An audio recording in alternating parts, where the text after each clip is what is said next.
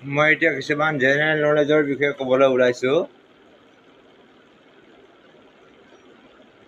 Question number 1,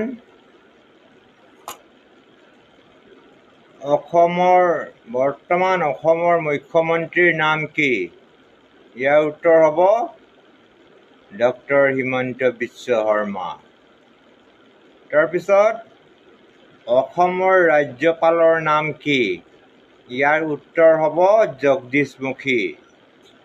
তাৰপিছত ভাৰতৰ প্ৰধানমন্ত্ৰীৰ নাম আমি জানো নৰেন্দ্ৰ মোদী বুলি, কিন্তু সম্পূৰ্ণ নাম কি জানানে?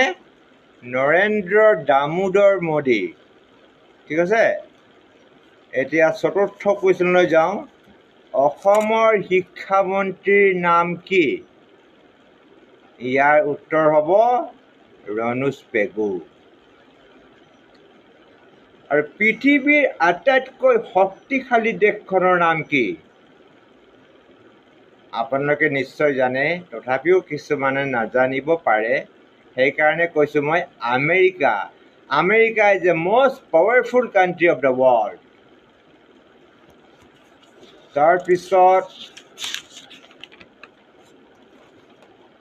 দিল হম হম কৰে ঘবৰাই, এই গীতটো কোনে গাইছিল?